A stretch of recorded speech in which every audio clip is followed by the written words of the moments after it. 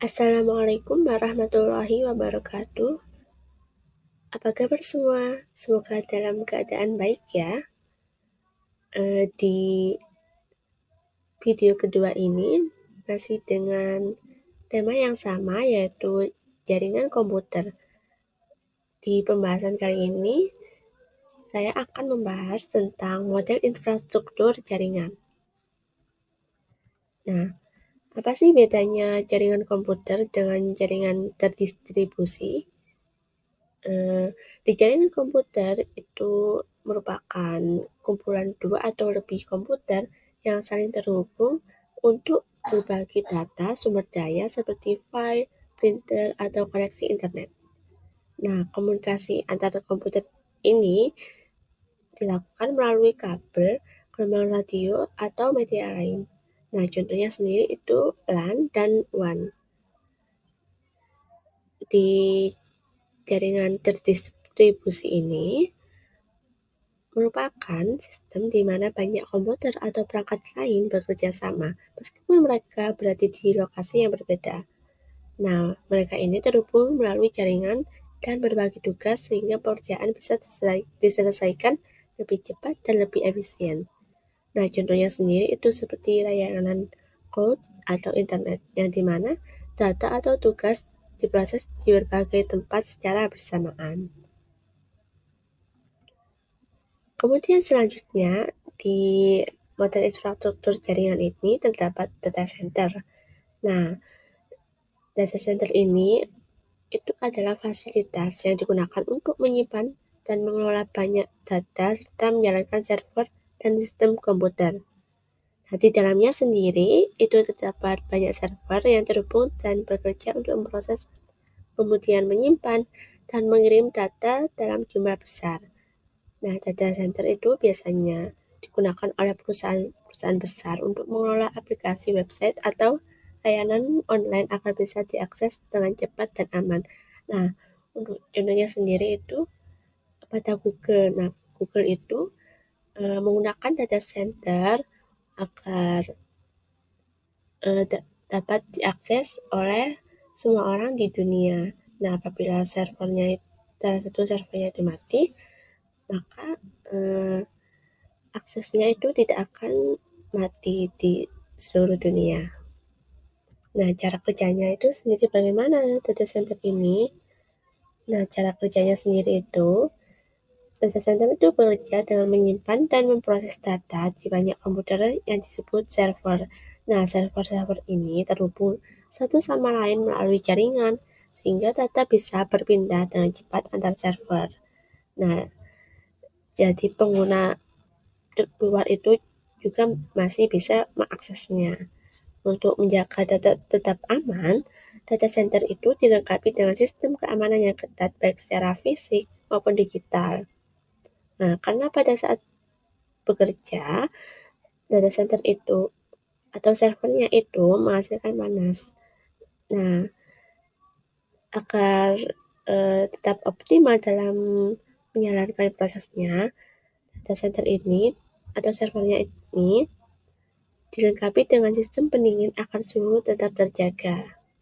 Selain itu, data center juga memiliki satu daya cadangan seperti baterai dan generator untuk memastikan server tetap menyala meskipun listrik mati, sehingga masih dapat diakses kapan saja datanya. Kemudian, pembagian jaringan berdasarkan geografisnya. Apa saja sih? Nah, yang pertama itu ada PAN atau Personal Area Network. Itu jaringan kecil yang menghubungkan perangkat pribadi dalam jarak dekat seperti ponsel yang terhubung ke earphone atau Bluetooth. Nah, kemudian yang kedua itu ada LAN atau Local Area Network.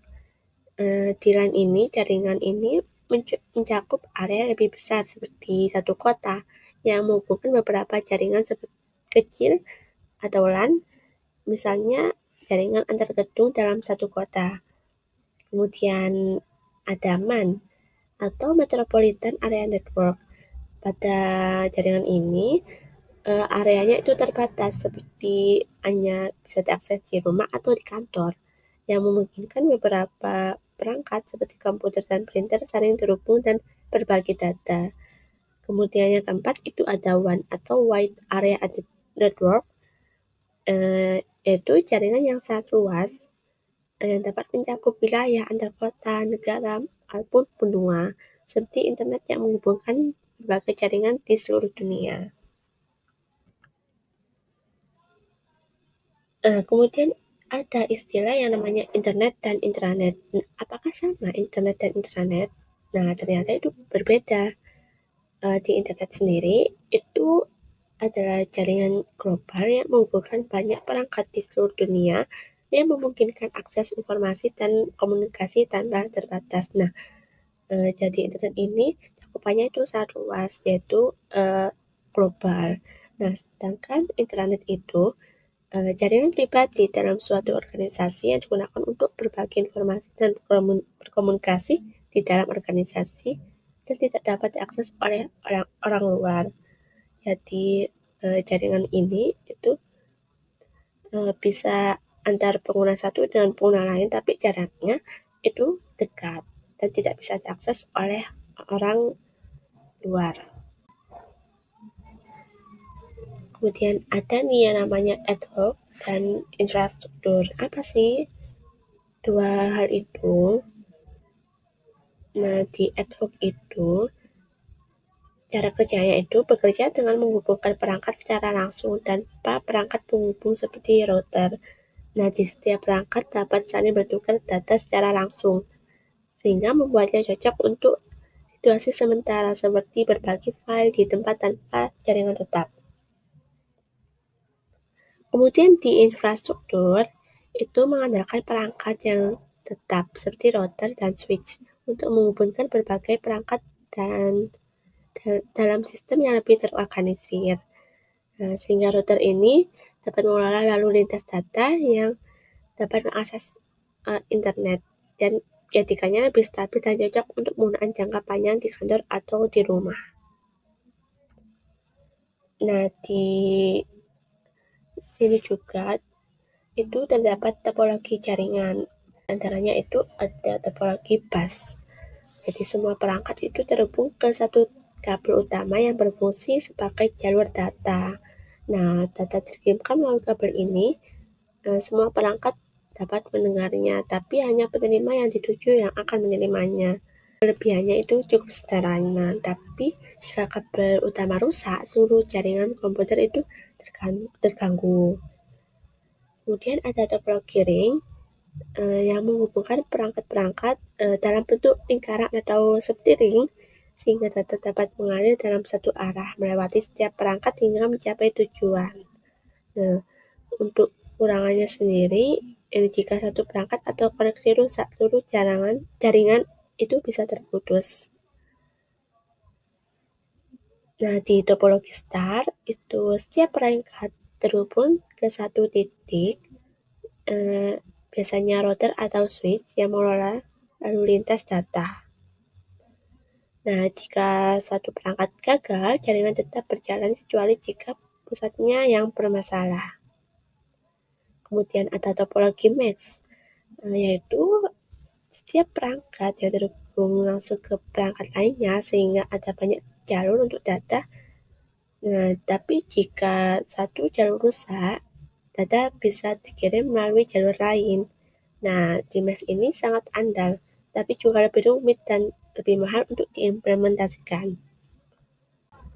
Selanjutnya ada pembagian jaringan berdasarkan penggunaan kabelnya.